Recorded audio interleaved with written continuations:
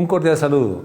Seguimos con nuestros programas sobre los diálogos de economías y huertas.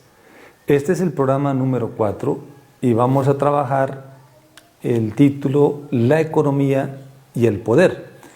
Hemos trabajado ya varios temas. En el primer programa trabajamos las diferentes formas de economía. En el segundo tema hicimos una aproximación a las crisis cíclicas de la economía y hablamos de varios infartos que podía haber sufrido el modelo capitalista y nos hacíamos algunas preguntas post pandemia. ¿Qué modelo económico hegemónico, imperante va a quedar luego de esta pandemia de la enfermedad de la COVID-19? Y luego hicimos un tercer programa sobre las alternativas al desarrollo, haciendo una concepción de la crisis que tenía el desarrollo, en la crisis de la civilización y de cómo hay otras alternativas de la población, de los pueblos originarios en torno a concepciones como el buen vivir.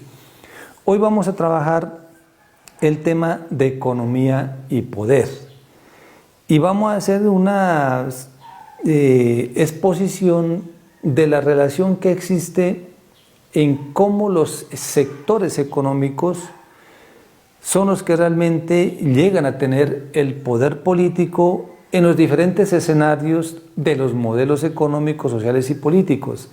Llámese capitalistas, neoliberales, capitalismo democrático o cualquier alternativa al desarrollo, o llámese países socialistas con economía de mercado, que en última son formas de capitalismo.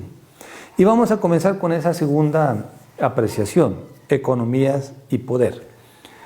Se ha dicho luego de la Guerra Fría, que fue luego de la Segunda Guerra Mundial, que habían dos bloques fundamentales en el mundo en torno a la hegemonía de modelos económicos. El bloque capitalista liderado por Estados Unidos, parte de Europa, los países del Tratado del Atlántico Norte, OTAN, y el bloque que comandaba en ese entonces la Unión de Repúblicas Socialistas Soviéticas, la URSS, antigua URSS.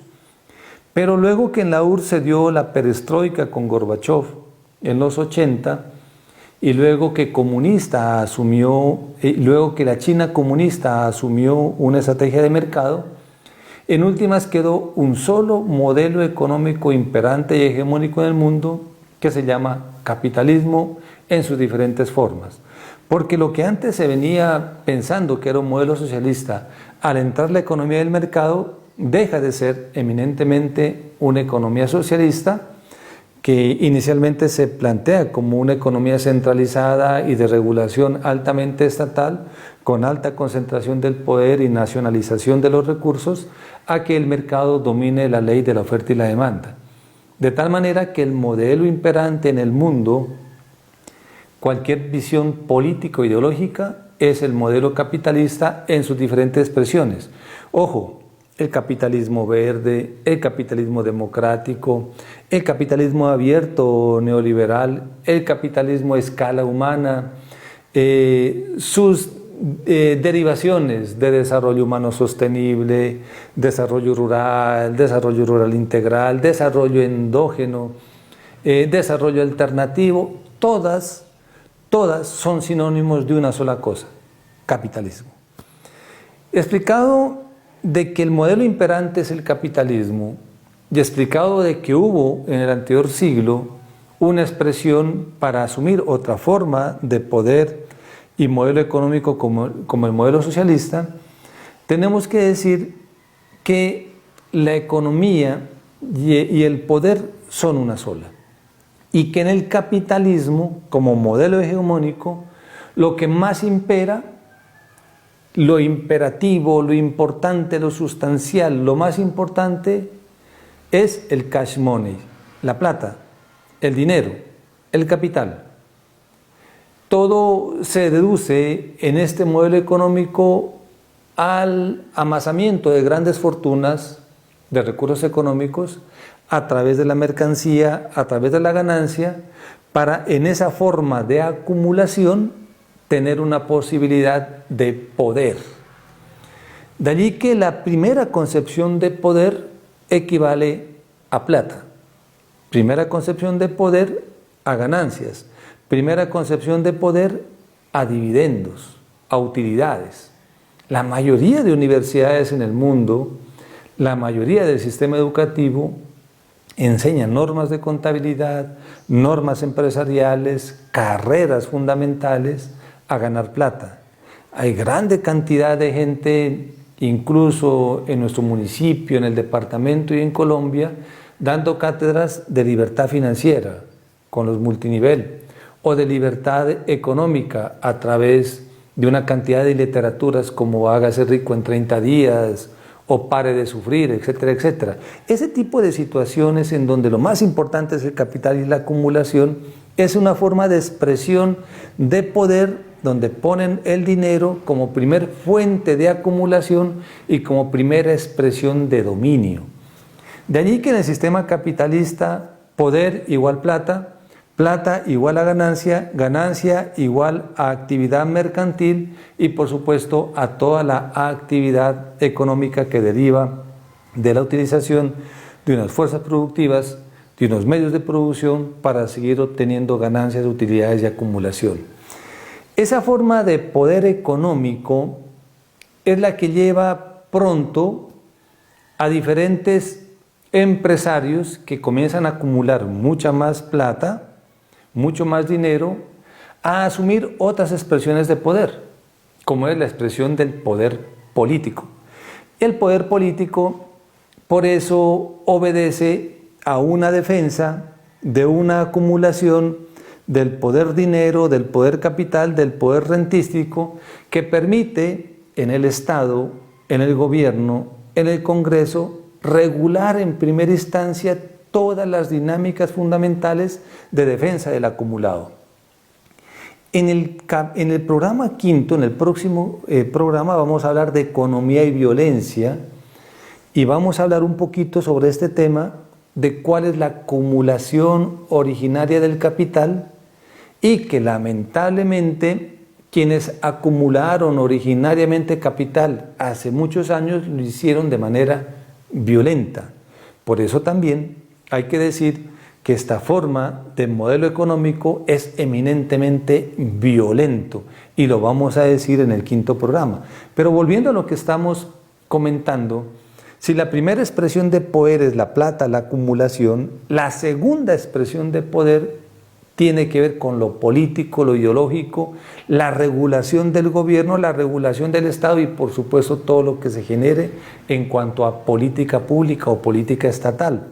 De allí que la mayoría de estos estados que tienen basado su poder en el dinero, ejercen en el Congreso, ejercen en la presidencia, ejercen en las diferentes formas de poder la defensa del acumulado originario y del acumulado del recurso plata, del recurso dinero, del recurso económico como el cash money. En tercera instancia, en ese equilibrio y en esa pirámide del poder donde está primero la plata, segundo lo político, viene una especie de poder cultural, ideológico, educativo, que es el poder que emana y que se articula muy bien con las iglesias, con el sistema educativo, con la concepción del ejército, con la concepción de lo militar. Son los diferentes aparatos que sirven para defender una concepción de plata, una concepción política y por supuesto toda una concepción de Estado. Ese entramado de poder, de economía y poder, lleva exactamente a que en la pirámide de plata, política y Estado y sus aparatos generen un sistema.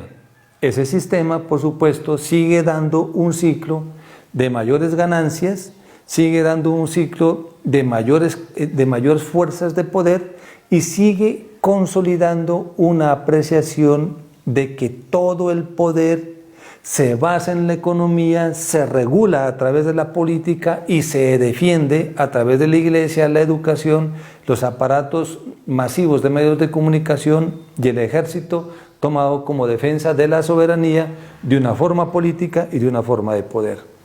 De allí que es bien complejo cuando se habla de las crisis del Estado cuando muchos sectores plantean las asambleas nacionales constituyentes, de hablar sobre la reforma al modelo económico. He allí una situación compleja porque la economía y el poder son uno solo. Y cuando se quiere hablar de que tiene que haber cambios fundamentales en la economía y en el poder, se refleja claramente en que la estructura básica del poder económico tiene que cambiar. Por eso es clave y fundamental los entramados de poder que vamos a ver en esta segunda parte.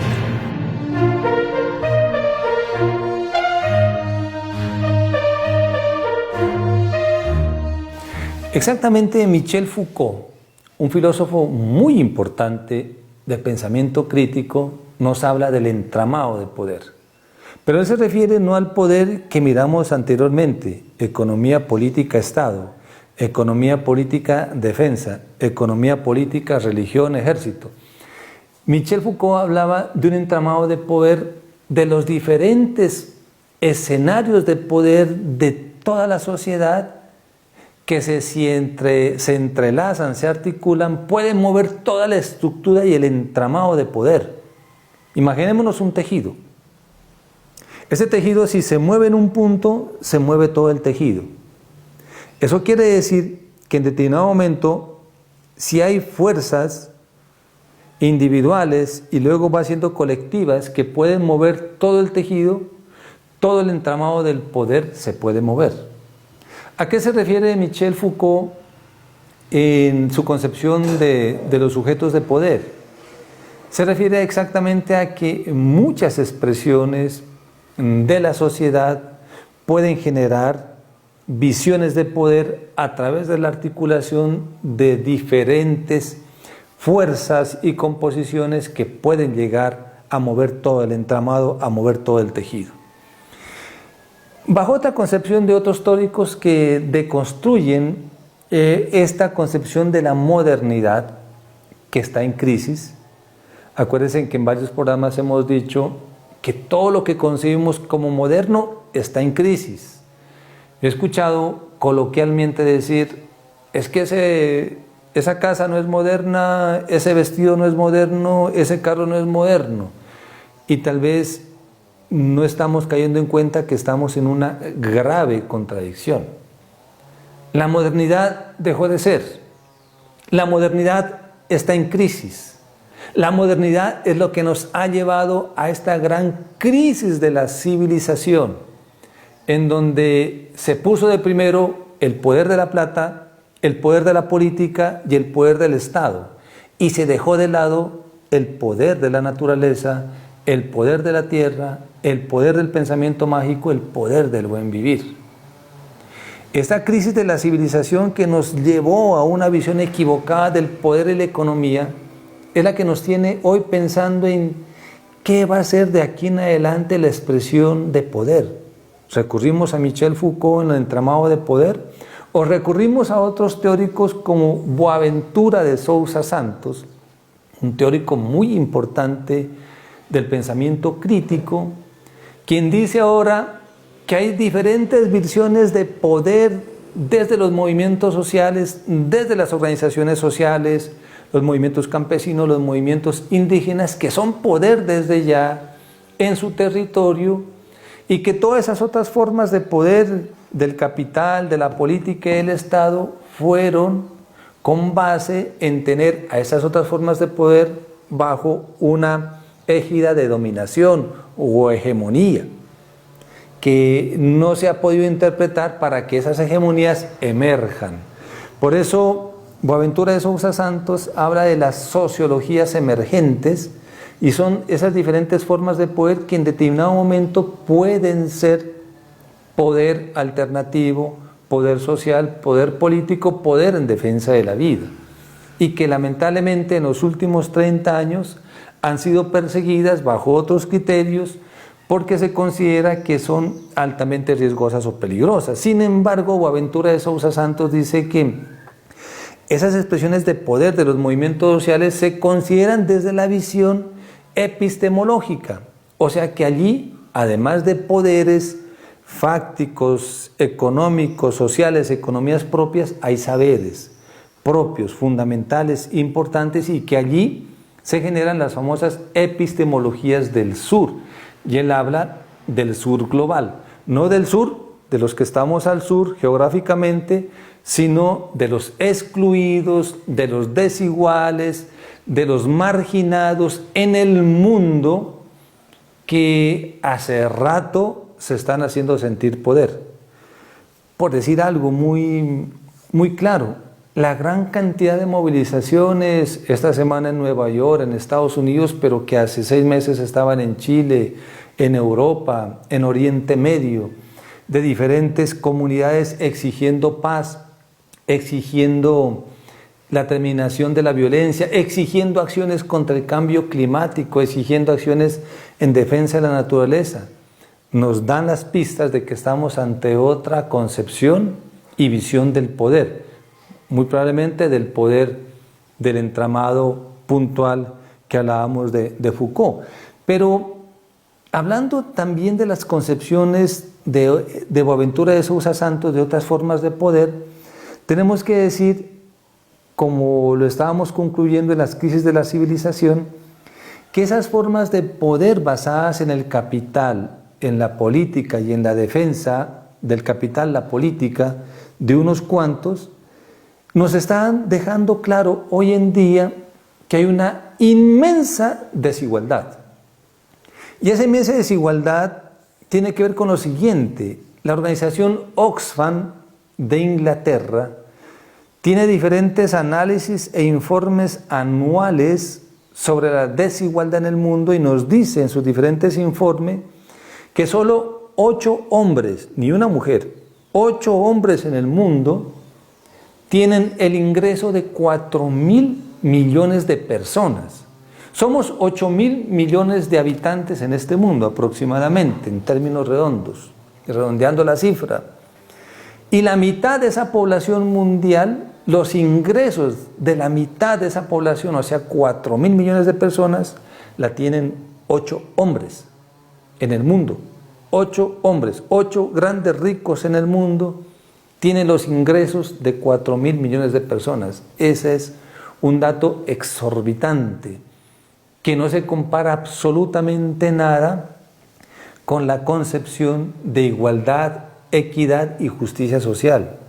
Estamos hablando entonces de crisis de la civilización, de la crisis del poder económico basado en el capital y la plata, y estamos esbozando otras formas de poder en defensa de la naturaleza, de los derechos de la madre tierra, los derechos a la vida, los derechos a la armonía, como lo miramos en el anterior programa con el buen vivir.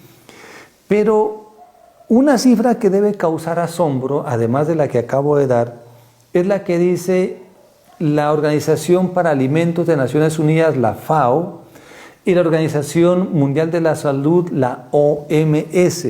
En el mundo, cada 5 segundos muere un niño de hambre. De tal manera que cuando estamos haciendo este programa, en un minuto, muy probablemente 12 a 20 niños están muriendo de hambre en el mundo. Y cada vez que tengamos que hacer algo y tengamos esa espacio-temporalidad de contar el tiempo y el espacio en determinado momento, vamos a tener esa cifra catastrófica que no la vamos a poder quitar de encima. Un niño muere por hambre cada 5 segundos. Eso nos obliga a decir de que la crisis de la civilización está haciendo las cosas mal.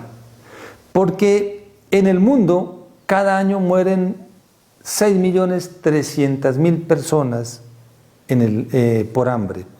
Pero también 8.500 niños mueren por desnutrición en el mundo al día.